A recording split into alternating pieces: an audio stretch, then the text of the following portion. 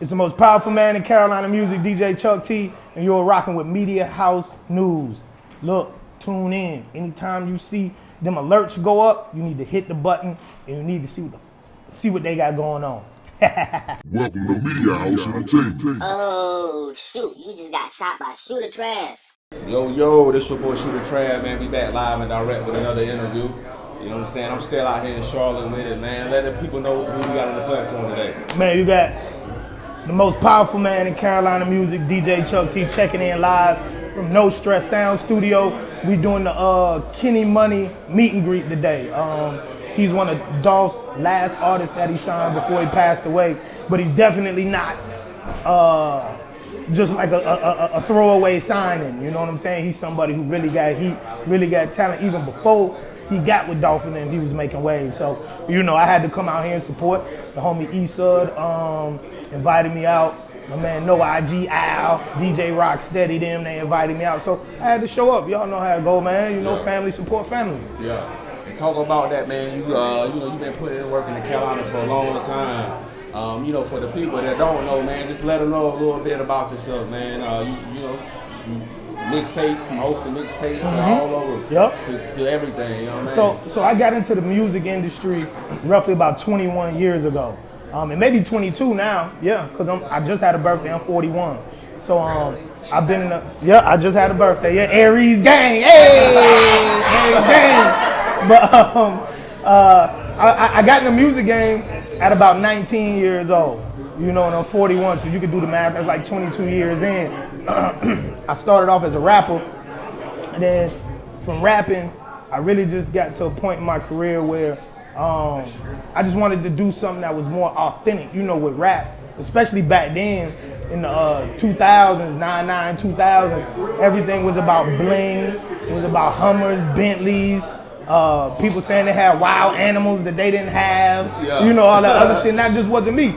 You know, my style of rap or my lifestyle would be more relevant now because now you do have people rapping about the grind, you know. It's not all about, you know, the diamonds and the Bentleys and all, even though that's still in music. Back then, that's all it was. And that's not what I was doing. You know, I was on record saying I was pushing kilos and I really just had about 2-3 pounds of Reggie, you know what I'm saying? Yeah. No, I feel that though. You know what I'm saying? Yeah, let's do it. Man, she asked me if I wanted a massage while I was doing the interview. Yes. Yeah, that is a yes.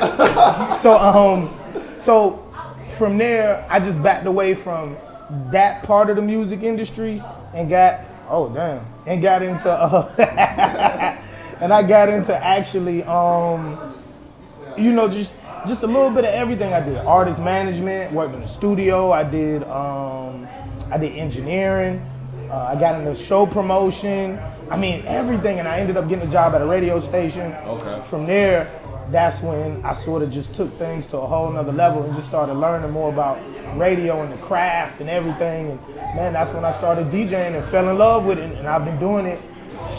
I've been in the music industry 22 years. I've been DJing roughly about 17 years, man. Yeah. You know what I'm saying? And DJing has taken me places I never thought I would go. You know, meet people I never thought I would meet, go to parts of the world I never thought I would go to.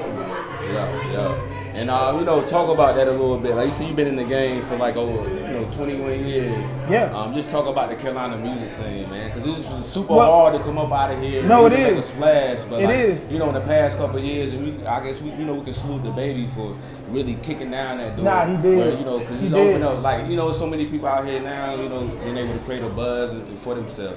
So I may just talk about that a little bit though with the Carolina music industry. Hold on. She choking me. She choking me. I tried to hold it together. I tried to hold it together. I tried to hold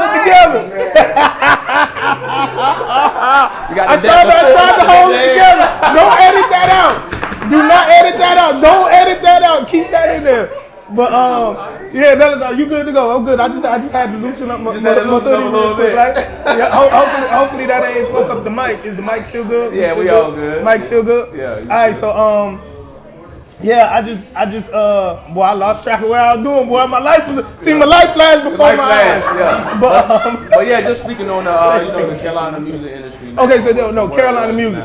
So one of the things that I definitely say over the years that has made Carolina music sort of pop is the fact that we have our own sound now. Like we finally developed our own sound and just been comfortable being us.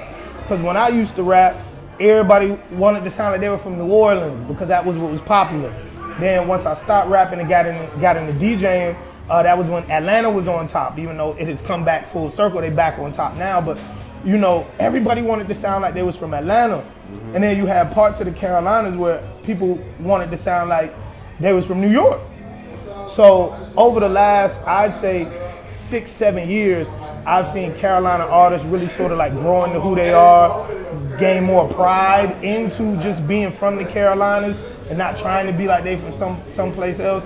And it's shown through the music, and we've really started taking it serious, you know. And we see when we take it serious, we can become the biggest artist in the nation, you know. Like we see with the baby, he embraced who he was, where he was from, and what he was doing. And you know, the proof is in the pudding. You know, that's all there is to it. Yeah, the proof is in the pudding. So you know, what advice would you give artists that's trying to come up out of here, Carolina, right now, that's trying to come up, you know, that don't have a buzz, anything, man? What would you tell them? You know, don't first off, don't give up. I see so many artists who are talented give up because they don't blow in 2 years, 3 years, or 5 years. It take a while. And then don't move on from pushing a hot single so quick. You know, that's another thing I see. They give up on their records. And a lot of these records that we see go like global, especially coming out of Atlanta, it took them a while to work those records. Yeah, we may have only heard it five or 4 months ago, but like they've been actually pushing those records for upwards of a year or better. You know, and they don't even think of things from a record standpoint. Look at things from like a career standpoint. You want to be hot as an artist. You don't want to just have a hot song. So always focus on pushing you, yourself, your brand. Never focus everything you do around one single. You know what I'm saying? The only reason why people push one single is because, you know, the record labels had schedules and they had budgets and all that. And you know, they had protocols and chains of command and all that. As an independent artist, you don't have none of that. You can do whatever you want to do when you wake up in the morning, and you should. And treat music like your job. You know, if you go to work for 8 hours a day, you know, and it takes you 2-3 years to get a raise, then don't think you're gonna blow up in the music game putting 5 hours a week into it.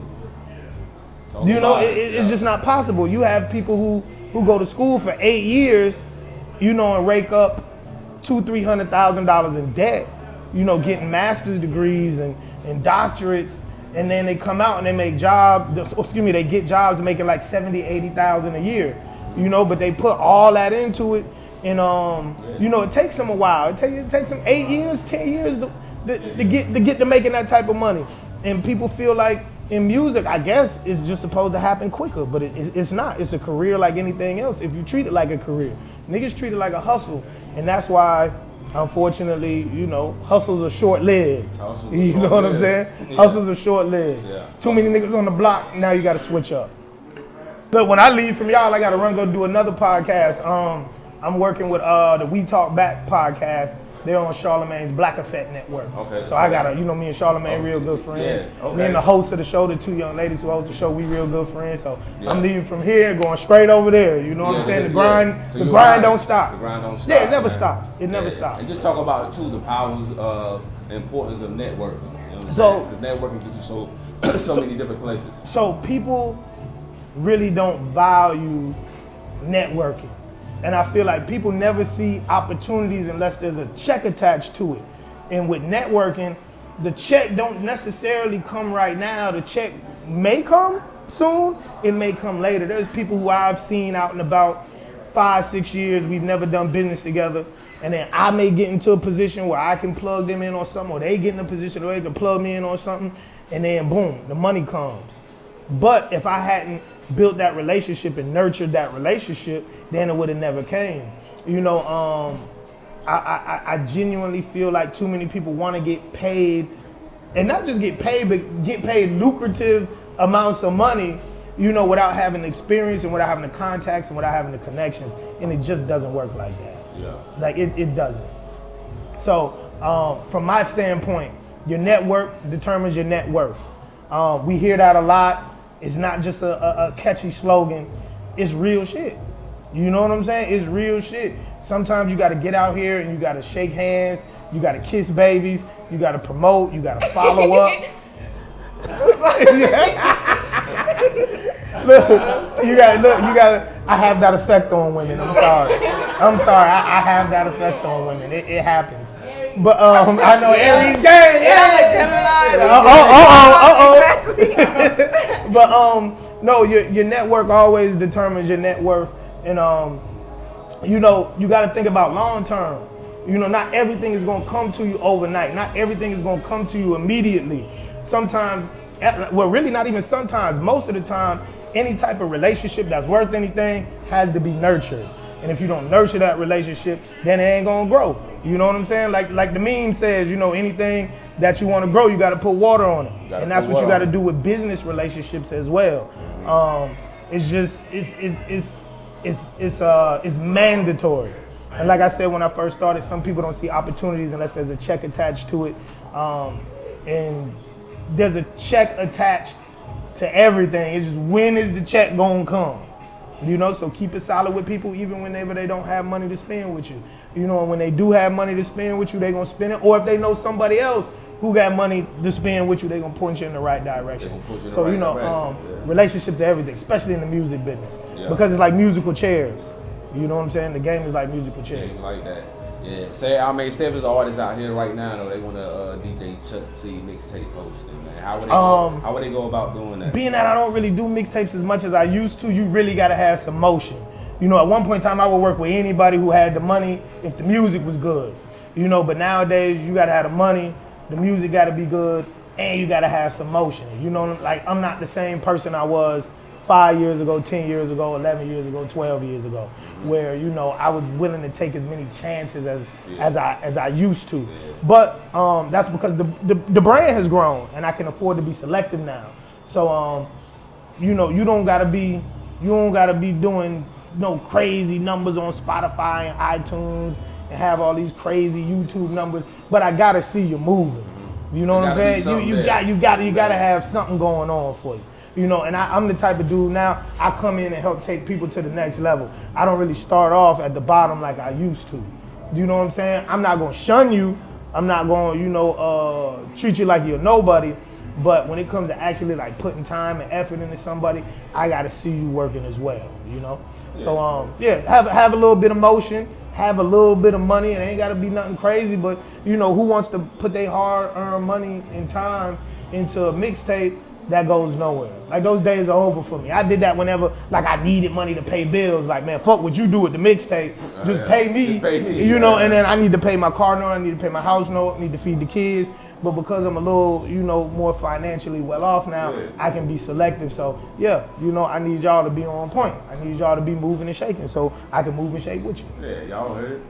You know what I'm saying? Yup. And you know, I ain't gonna hold you too long, man. I know we got a lot going on tonight. Man, look, this massage feel good as a motherfucker. I ain't never got no massage while doing an interview. Like this is no stress sound. You know, like this right here. Like this, this something totally goddamn new for me. You know, but you know, like I said, definitely feel. That's why I never had a loss for words. Chuck T, anybody watching this who know me, I'm never at a loss for words. But there's a few times I done got wrapped up in the massage and had to stutter and all that. I never had a loss for words, so that's a good thing. Go ahead, shout yourself out. Y'all, I'm Ruby Galore. I'm like the best massage therapist. Okay, listen, Instagram, Ruby_Galore. Okay, just follow me.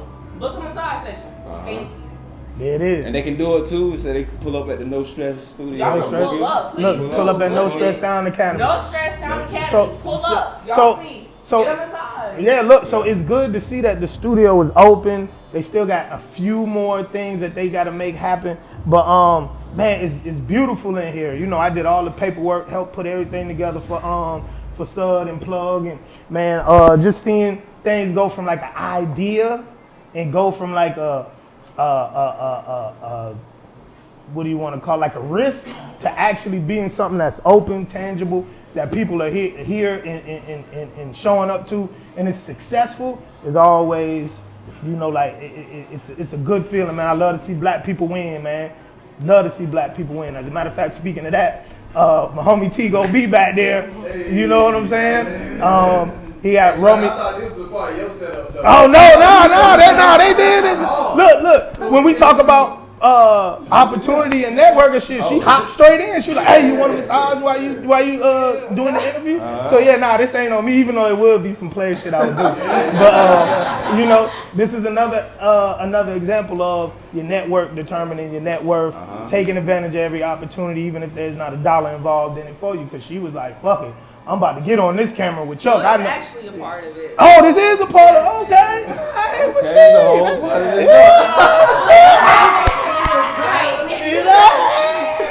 but no, definitely, man. Romeo's Vegan Burgers is a restaurant that I frequent. You know what I'm saying? Look, and they be so busy. Sometimes I pull up, I see the lines just drive off. You know what I'm saying? But that's an amazing thing, though, to be so busy and so packed that you get overwhelmed with the work. Now, for business owners, we may be like, fuck, we can't take advantage of every dollar. But, you know, at the same time, just to be consistently packed and be consistently able to just see the fruits of your labor come together, you know, it's amazing. You know what I'm saying? Look, I seen goddamn Tigo and Fox, they've been doing this shit together for a minute. So to see them just evolve and grow and take things from just the music to other businesses, and now they about to open up another Romeo's. Like, that's amazing, man. Yeah. You know, that's what hip hop is all about. You know, people think hip hop is all about music. Exactly. Hip hop is about like growing the community. You know? All around the board, man. But yeah, Exactly. before we sign out, any last things you want to leave with the people, man? Man, look, follow me on all platforms at DJ Chuck T. I'm an easy person to get in contact with. Sometimes you may have to reach out more than once because I have a lot going on, but at the same time, you know, shit, when we finally do link up and we're able to make something happen, we're gonna make it happen, guarantee you. You know, I teach music business classes, I do consulting, I still do CD and DVD duplication, I do flyer printing. If you need the QR code flyers for your project, I do showcases. My next showcase, I don't really want to say a date because people may see this a year, 2 years from now, but it's April 30th, 2022. And it's at Brooklyn Lounge. It's called the Dopest Showcase Ever. We do those monthly, and then I'm premiering a brand new showcase that we have coming out. It's gonna be called, I don't know if I would, you know what? No, because by the time y'all see it, I probably would have already done launched it. But it's called No Weak Bars Allowed. You know what I'm saying? Okay. No weak bars allowed. So, you know, we got one showcase for the hood niggas, trap niggas, the singers, people who just want to come out and showcase talent. Then for the artists who got bars, they're not really people, you know, who focus on making hit records or records for the public. They really just focus on the punchlines. We got something different for them. Okay. And how do people get into that? DJChuckT.com for everything. DJChuckT. Yep, DJChuckT.com for everything. Okay, hit me up, and we got to make it happen. DJChuckT.com for everything. Okay, y'all heard it, man. You know, and I go by the name of Shooter Trav, man. Media House News. We up out of here. Welcome to Media House Entertainment. Oh, shoot. You just got shot by Shooter Trav.